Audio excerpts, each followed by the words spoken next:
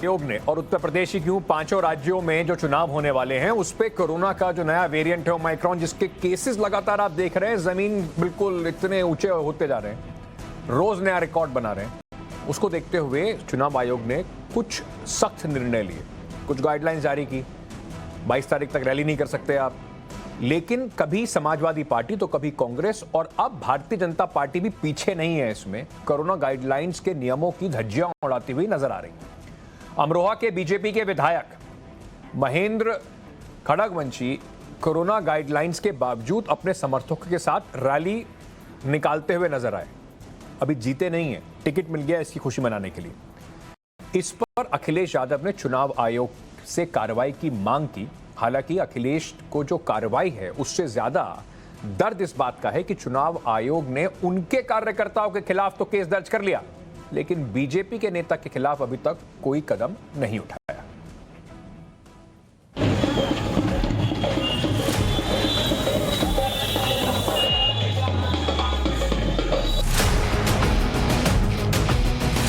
चुनावी रैलियों पर है रोक, फिर कहां निकली रैली? चुनाव आयोग के नियमों की कहां उड़ी धज्जियां?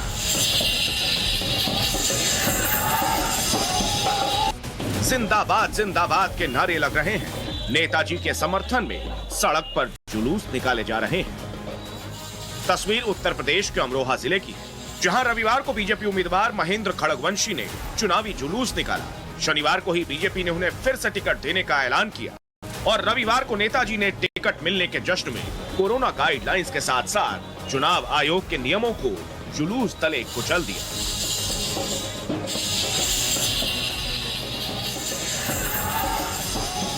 उनके समर्थक उत्साह में दिख रहे थे और जमकर नारेबाजी कर रहे थे, लेकिन इन कार्यकर्ताओं को नहीं पता कि नेताजी के चक्कर में इन पर केस भी दर्ज हो सकता है। दरअसल चुनाव आयोग ने कोरोना की वजह से प्रदेश में रैली, जुलूस, रोड शो, पद यात्रा पर 22 जनवरी तक रोक लगा रखी है।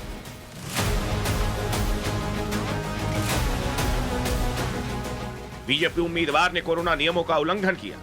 इस पर अमरोहा के जिला प्रशासन की नजर तो नहीं पड़ी, लेकिन समाजवादी पार्टी के अध्यक्ष अखिलेश यादव की नजर जरूर पड़ गई। अखिलेश ने ट्वीट कर बीजेपी पर प्रहार किया तो चुनाव आयोग को भी नसीहत दे डाली। अखिलेश ने लिखा, एसपी के कार्यक्रम कार्यालय पर पाबंदी और गाड़ियों के चालान भी, लेकिन कुछ दिनों के बाकी बचे मुख्यमंत्री व अमरोहा के बीजेपी प्रत्याशी आचार संहिता और कोरोना गाइडलाइंस का सरेआम मजाक उड़ा रहे हैं। निर्वाचन न्याय को सुनिश्चित करना चुनाव आयोग का परम धर्म कोई है? दरअसल अखिलेश यादव ने चुनाव आयोग को उसका धर्म इसलिए याद दिलाया क्योंकि 14 जनवरी को उन्होंने लखनऊ में वर्चुअल प्रेस कॉन्फ्रेंस के नाम पर रैली कर डाली थी और कथित वर्चुअल कॉन्फ्रेंस में कोविड नियमों का जमकर उल्लंघन हुआ था। मंच पर दर्जनों नेता बगैर मास्क के दिख रहे थे, जिसके बाद लखनऊ पुलिस ने समाजवादी पार्टी के 2500 से ज्यादा कार्यकर्ताओं पर केस दर्ज किया था। इतना ही नहीं, लखनऊ पुलिस ने समाजवादी पार्टी के मुख्यालय में कोरोना नियमों के उल्लंघन और धारा 144 को लेकर नोटिस तक चिपका दिया था।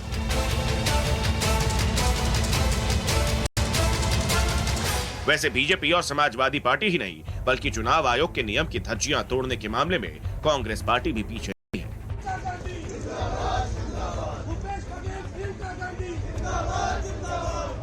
रविवार को ही छत्तीसगढ़ के मुख्यमंत्री भूपेश बघेल नोएडा से कांग्रेस उम्मीदवार पंखुड़ी पाठक के लिए डोर टू डोर प्रचार करने अपने समर्थकों के साथ निकले थे। उनके साथ सैकड़ों कार्यकर्ताओं की भीड़ थी। चुनाव प्रचार में कई बार कोविड गाइडलाइंस का उल्लंघन भी हुआ। भूपेश बघेल को नियमों का उल्लंघन महंगा पड़ा और उनके खिलाफ नोएडा में केस दर्ज हो गए। जिला प्रशासन ने भूपेश बघेल और कांग्रेस कार्यकर्ताओं के खिलाफ आईपीसी की धारा 188 के तहत सरकारी आदेश का उल्लंघन, आईपीसी की धारा 269 के तहत गैर कानूनी या लापरवाही बरतते हुए संक्रमण फैलाने और आईपीसी की धारा 270 के तहत किसी कृत्य से खतरनाक बीमारी का संक्रमण फैलाने की संभावना से जुड़े केस दर्ज किए हुए हैं। केस दर्ज होने के बावजूद भूपेश बघेल नहीं माने। उन्होंने सोमवार को भी ग्रेटर नोएडा के बिसरख में एक चुनावी सभा की। इस सभा में भी वो बिना मास्क के थे। मेरे साथ वैसे 15-20 सुरक्षा कर्मी रहते हैं और उसके साथ यूपी पुलिस भी रहती है। फिर 30-40 की संख्या में पत्रकार लोग थे, तो फिर FIR मुझ पर ही क्यों? दूसरी बात यह है कि लोग आ रहे हैं, मिल रहे हैं, तो कैसे करूंगा? आखिर चुनाव प्रचार किस प्रकार से होगा? और यदि ऐसा है तो निर्वाचन आयोग को बताना चाहिए, फिजिकली जाके बताना चाहिए कि इस प्रकार से होगा प्रचार। कोरोना गाइडलाइंस का उल्लंघन करने वाले भूपेश बघेल अपनी गलती मानने के बजाय उल्टा चुनाव आयोग को नसीहत दे रहे हैं कि प्रचार करने के लिए डेमो करके दिखाएं चुनाव आयोग। जिन राजनीतिक दलों को चुनाव आयोग के नियम के बारे में नहीं पता, उनके लिए एक बार फिर से बता दें कि 22 जनवरी तक 5 चुनावी राज्यों में किसी भी तरह की रैली, रोड शो, जुलूस या पदयात्रा की अनुमति नहीं है। राजनीतिक दल अधिकतम 300 व्यक्तियों या हॉल की 50% क्षमता के साथ इंडोर बैठक कर सकते हैं। चुनाव आयोग ने कोरोना महामारी को रोकने के लिए जो भी गाइडलाइंस बनाई है, वो आम लोगों, नेताओं और कार्यकर्ताओं की भलाई के लिए है। लेकिन नियमों का पालन करने की बजाय नेता उसका उल्लंघन कर रहे हैं। जब नेता ही कोरोना के संक्रमण को रोकने के लिए गंभीर नहीं होंगे, तो ऐसे में जनता उनसे क्या सीखेगी? ब्यूरो रिपोर्ट, टाइम्स नाउ, नव भारत। अब बताइए, नेता कह देते हैं कि चुनाव आयोग से सवाल पूछ लीजिए। चुनाव आयोग कह रहा है कि सब कोरोना की जो गाइडलाइंस हैं उसका पूरा उल्लंघन नहीं होना चाहिए। उसमें भी क्या कोई सेलेक्टिव कार्रवाई हो रही है?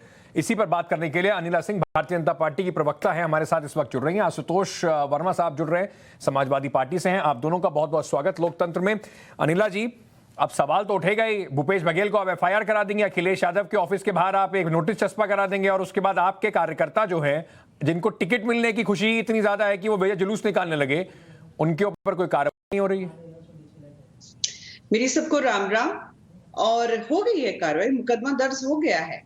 हसनपुर से जो सिटिंग विधायक है उन्हीं को दोबारा टिकट मिला है, महेंद्र सिंह खड़गवंशी जी, उनके ऊपर भी मुकदमा दर्ज हो गया है। और जो नौगावा सादात है, देवेंद्र नागपाल जी को टिकट मिला है वहां से, उनके ऊपर भी मुकदमा दर्ज हो गया है।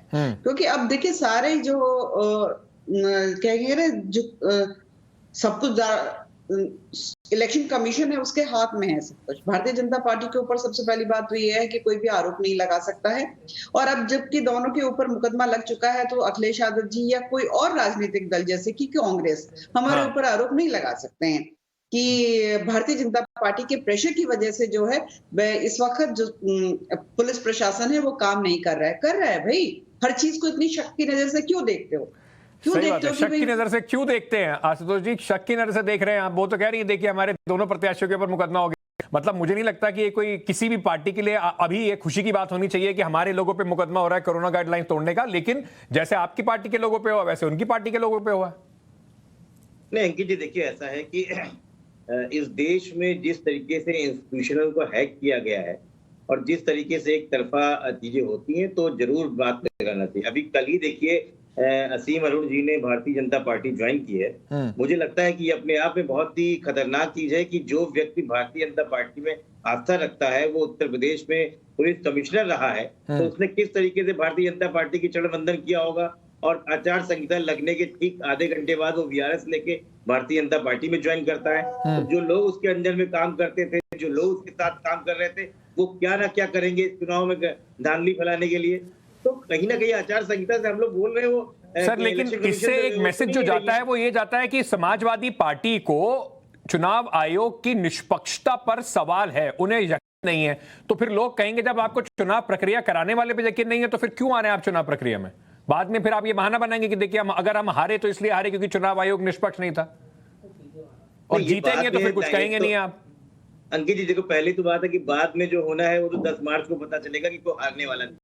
तो ये पहले से ना बताइए कि कौन हारने वाला। मैंने तो कहा जीतेंगे तो आप कुछ नहीं कहेंगे, हारेंगे तो कहेंगे। मैं तो दोनों आपको, मैं तो 50-50 रख रहा हूं सर, वो तो जनता तय करेगी। अंकित जी, संविधान का नियम यह है कि विपक्ष को हर समय आवाज उठानी चाहिए, चाहे गलत हो रहा हो, कहीं भी हो रहा हो, किसी जगह से। हमने यहाँ पर मुकदमा करवाया मथुरा में। मथुरा में बीजेपी के जिला सहकारी बैंक के चेयरमैन और बीजेपी के प्रत्याशी थे मेघश्याम सिंह, हमारे आदमी गए वहां पर, उन्होंने मुकदमा दर्ज करवाया। मुजफ्फरनगर में बीजेपी के निवर्तमान MLA प्रमोद उत्वल के और उनके 27 लोगों के खिलाफ कोविड नियम का उल्लंघन करके मुकदमा हमने करवाया। अगर हम नहीं करेंगे तो अभी तक क्यों नहीं होती है चीजें? हम असीम अरुण जी के ऊपर सवाल नहीं उठाएंगे तो अभी तक क्यों नहीं चीजें? हम इस पे सवाल उठाते हैं। बिल्कुल विपक्ष की अनिला जी, भूमिका हम सवाल निभाने इस बात आते पे उठाते हम हैं इसका जब निवारण। तक विपक्षी दल मीडिया उसको हाईलाइट ना करे, कोई एक्शन दिखता नहीं है आपकी पार्टी के ऊपर, तो उनको लगता है कि कहीं ना कहीं एक बेजा फायदा मिल रहा है आपको। डिप्रेशन में चली गई है समाजवादी पार्टी। कांग्रेस तो पहले से ही बिल्कुल जो बहुत ही सीवियर डिप्रेशन में थी, और समाजवादी पार्टी भी डिप्रेशन में चली गई है। विधायक और मंत्री फ्रस्ट्रेशन आपके में टूट रहे हैं, फ्रस्ट्रेशन में डिप्रेशन में हम आकर जा रहे हैं ऐसे कि त्यागी। जो हाव ये भाव बढ़िया। बोलने चालने का ढंग है, ये डिप्रेशन है। एक तो पहले से ही टीबी थी, तुष्टीकरण और भ्रष्टाचार वाली बीमारी। टी फॉर तुष्टीकरण, बी फॉर भ्रष्टाचार। टीबी थी और टीबी के ऊपर से डिप्रेशन हो गया। और आशुतोष जी, हम तो असीम अरुण को ज्वाइन कराते हैं, और आप लोग किसको टिकट देते हैं? असलम चौधरी, यूनुस खान, नाहिद हसन, मदन भैया, अमरपाल शर्मा, समझ नहीं पाई। रफीक अंसारी। अनिला जी, आप ठीक है ना? समझ नहीं पाई। अनिला जी, बस एक सवाल, आशुतोष जी आपके पास आ रहा हूं। अनिला जी, बहुत बढ़िया आपने एक बात उठाई कि भैया किसी भी राजनीतिक दल में जो इस तरह के किसी के ऊपर भी कोई मुकदमे। आशुतोष जी, एक सेकंड सवाल पूछने दीजिए, मैं आपके पास आ रहा हूं, उसके बाद आप जवाब दे दीजिएगा। तो अनिला जी, क्या अभी तक जितने आपके कैंडिडेट डिक्लेयर हुए हैं, आप यहां पे पूरे ठोक के कह सकती है ना कि एक भी अपराधी छवि वाला कैंडिडेट नहीं है? बीजेपी ने बिल्कुल राजनीति बदल दी है, इस बार स्वच्छ कैंडिडेट दिए। आप कहें तो आपकी लिस्ट में से निकालने शुरू करूं? नहीं, निकालिए ना, गैंगस्टर्स के नाम निकालिए, हिस्ट्री शीटर्स के नाम निकालिए। देखिए, पॉलिटिकल कारणों की वजह, राजनीतिक कारणों की वजह से, राजनीतिक द्वेष की वजह से मैं किसी पे मुकदमा लगाते मैं तो बोलती ही नहीं हूँ। इनके अध्यक्ष जी पे मनी लॉन्ड्रिंग का मुकदमा चल रहा है, तो क्या मैं मान जाऊं कि उन्होंने मनी लॉन्ड्रिंग की आशुतोष है? जी, इनके ऊपर जो मुकदमे हैं वो सारे राजनीति से प्रेरित हैं। आप लोग तो गैंगस्टर का साथ दे रहे हैं। नहीं, इन लोगों के भी मैंने उनके नाम ही नहीं लिए। अंकित जी, इस समय 4 यूनियन मिनिस्टर और 35 मिनिस्टर ऑफ स्टेट में संजीव बलियान, सतपाल सिंह बघेल, कैलाश चौधरी, अश्विनी कुमार चौबे, इन सब के ऊपर गंभीर धाराओं मुकदमे हैं। और गृह मंत्री और गृह राज्य मंत्री दोनों हिस्ट्री शीटर या तड़ीपार रह चुके हैं। तो ये वो बोले, मतलब ये तो मैं तो भाषा उत्तर प्रदेश की भाषा बोलूं कि सूप बोले तो बोले, छलनी भी बोले जिसमें 75 छेद, मतलब ये गजब है। अच्छा अनिला जी, ये बताइए कि जो आप दोनों से सवाल है, एक एक करके जवाब दीजिएगा। आपको नहीं लगता कि इस बात पे लड़ने से कि किसने तोड़ा कितना तोड़ा, बेहतर यह होगा कि आपकी पार्टी के जो नेता हैं, जो बड़े नेता हैं, प्रधानमंत्री जी कह के थक गए कि भैया कोविड का खतरा अभी टला नहीं है, ना तो आपकी पार्टी के लोग मान रहे, तो कहीं ना कहीं पार्टियों को खुद सजग होकर एक कड़ा एक्शन लेना पड़ेगा ऐसे लोगों के खिलाफ, तभी शायद कोविड गाइडलाइंस का पालन हो पाएगा। जी बिल्कुल। मैं एक सेकंड में जरा आशुतोष जी का जवाब दे दूं। ये सारे जो आपने नाम लिए हैं ना, ये कांग्रेस और समाजवादी पार्टी जैसे राजनीतिक दलों ने मुकदमे लगवाए हैं, और इसको बोलते हैं राजनीतिक द्वेष की वजह से लगवाए हैं। किसी दिन अंकित जी बुलाएंगे तो एक एक के ऊपर आप खूब डिस्कशन कर लीजिएगा। पर आप लोगों ने गैंगस्टर्स को टिकट दिए। बिल्कुल आप ठीक कह रहे हैं अंकित जी। मुझे लगता है कि कोई भी राजनीतिक दल हो, भारतीय जनता पार्टी हो, समाजवादी पार्टी हो, एस्टेब्लिश बड़े राजनीतिक दल है, और मुझे लगता है कि लीडरशिप को बिल्कुल डायरेक्ट करना चाहिए, और लगातार डायरेक्ट कर भी रहे हैं कि कोरोना प्रोटोकॉल को आप लोग फॉलो करिए। कोरोना प्रोटोकॉल कुछ एक्शन होगा इनके खिलाफ? जी, एक्शन होगा जो लोग तोड़ रहे हैं आपकी पार्टी के कोरोना गाइडलाइंस? डेफिनेटली अभी तक बात हो चुकी होगी, बता दिया गया होगा कि दोबारा नहीं होना चाहिए ऐसा। कुछ दिखा रहे हैं आशुतोष जी, उसे दिखा भी दीजिए, और ये बताइए कि आप यही कहते रहेंगे कि देखिए हमारे साथ अन्याय हो रहा है, या अपनी पार्टी के लोग जो कोरोना गाइडलाइंस तोड़ रहे हैं उनके खिलाफ कुछ एक्शन भी लेंगे? नहीं, आज तो प्रधानमंत्री जी के ऊपर भी आरोप लगा है कि बिना मास्क के जो है वो सारी का प्रोग्राम कर रहे हैं, और इसके पहले भी कई न्यूज चैनल्स ने डिजिटल मीडिया माध्यम से आप सबको बता की जाती बड़ी स्टोरी आज दिन भर की चल रही है कि प्रधानमंत्री मोदी खुद मास्क नहीं पहन रहे हैं। ये देखिए भाई, मैं भीड़ मत इकट्ठी करो ना। नहीं, भीड़ तो मत करो अनिला जी, लेकिन मास्क पहनना भी जरूरी है। प्रधानमंत्री जी सबको कहते हैं मास्क पहनने, तो उनको भी पहनना ही पड़ेगा, सभी को पहनना चाहिए, चाहे प्रधानमंत्री हो चाहे कोई भी हो। कोरोना से किसी का भी क्षति हो वो बिल्कुल ठीक नहीं है। आप दोनों का बहुत बहुत शुक्रिया, पर उम्मीद यही कर रहा हूं कि कम से कम इस चुनाव की सरगर्मी में आप अपने वोटर्स का थोड़ा सा ख्याल रखेंगे, मास्क का थोड़ा सा ख्याल रखेंगे। कोरोना की गाइडलाइंस हैं, चुनाव आते जाते रहते हैं, लोगों के ऊपर जो मुश्किल है कोरोना की वो ना टूटने दें, ये हम सबकी जिम्मेदारी है। बहुत बहुत शुक्रिया आप दोनों का जुड़ने के लिए। छोटा सा इस वक्त मुझे चलिए ब्रेक लेने से पहले, मैं ब्रेक लेने वाला था, पर ब्रेक लेने से पहले मुझे बताया गया कि एक आपको और खबर दिखा देते हैं जो पंजाब की राजनीति से जुड़ी हुई है। देखिए, लोकतंत्र में क्योंकि अब चुनावों का माहौल है, तो लोगों से जुड़ी हुई, वोटर्स से जुड़ी हुई सारी खबरें आपको यहीं मिलेंगी। पंजाब की राजनीति में पार्टियां जो हैं वो कम से कम एक बात पे सहमत हैं, कमाल की बात है ना कि चुनाव होने से पहले पंजाब की सारी पार्टियां एक बात पे सहमत हैं। अब आपको बताता हूं किस बात पर। एक मुद्दा ऐसा है जिसपे सभी पार्टियों की एक ही है और वो है चुनाव की तारीख को आगे बढ़वाने का, और उसको इलेक्शन कमीशन ने मान भी लिया है। 14 फरवरी को चुनाव होने थे, अब चुनाव 20 फरवरी को होंगे।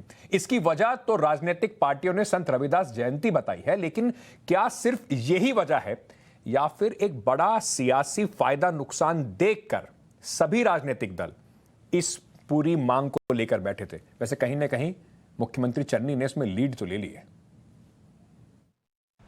भारतीय जनता पार्टी चुनाव आयोग द्वारा 14 फरवरी से वोटिंग को 20 फरवरी करने का स्वागत करती है। मैं स्वागत करता हूं इलेक्शन कमीशन के फैसले का। ਤੇ ਬੜੀ ਖੁਸ਼ੀ ਹੈ ਕਿ ਅੱਜ ਇਲੈਕਸ਼ਨ ਕਮਿਸ਼ਨ ਨੇ ਸਾਡੀ ਗੱਲ ਮੰਨ ਕੇ 20 ਫਰਵਰੀ ਨੂੰ ਇਲੈਕਸ਼ਨ ਕਰ ਦਿੱਤਾ ਹੈ।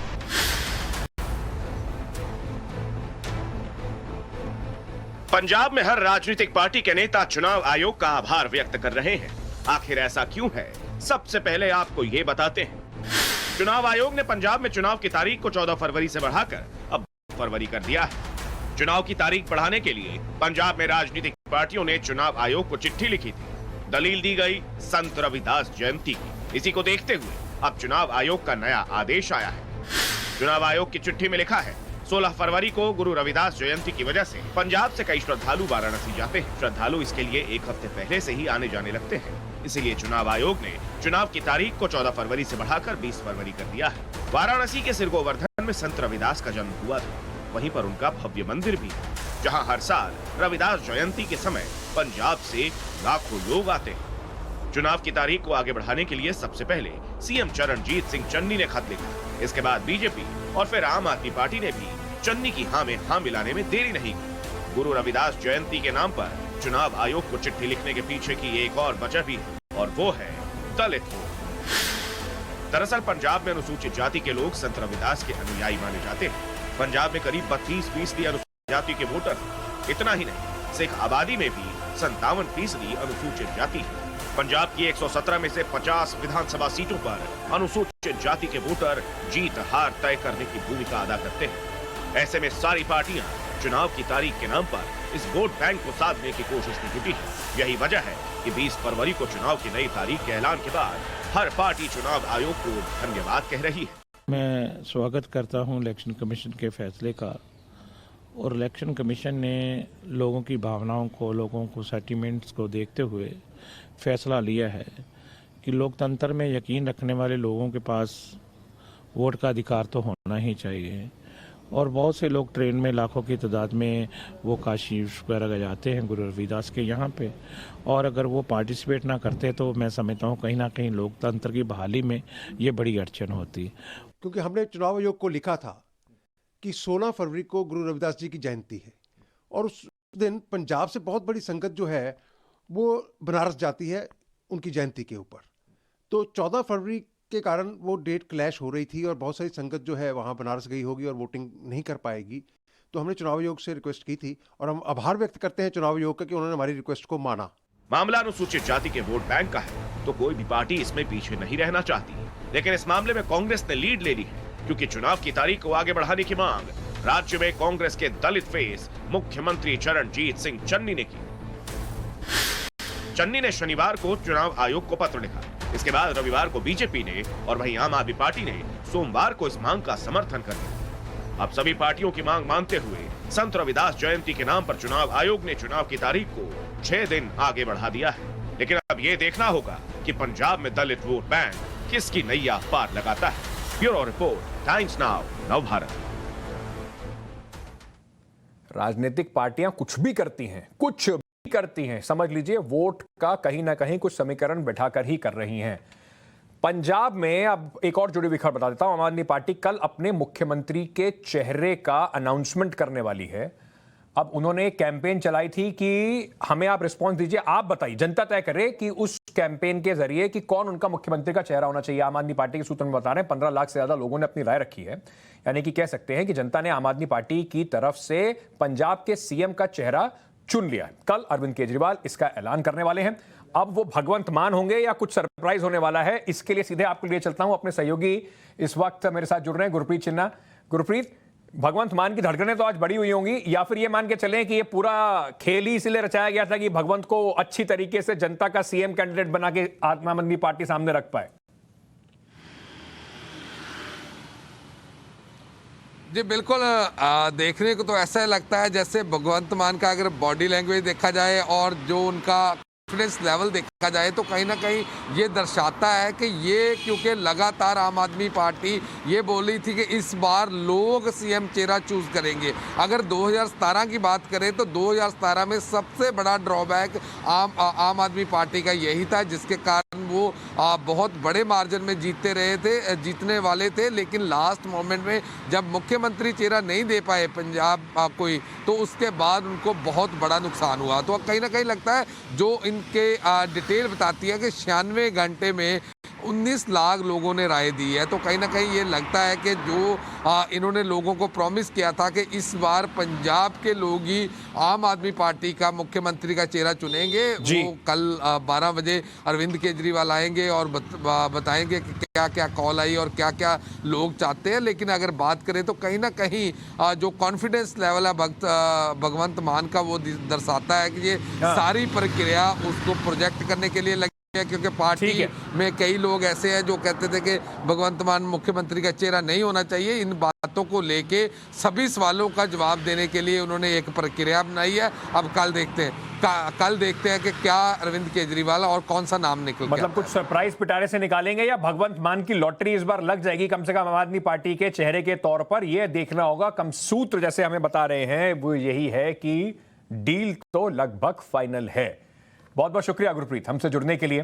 कल का इंतजार कीजिए, चल जाएगा पता कि कौन होगा आम आदमी पार्टी का सिपहसालार इस बार। अरविंद केजरीवाल का सिपहसालार जो पंजाब में इस बार चुनाव जीतने के लिए कोशिश करेगा अरविंद केजरीवाल के लिए।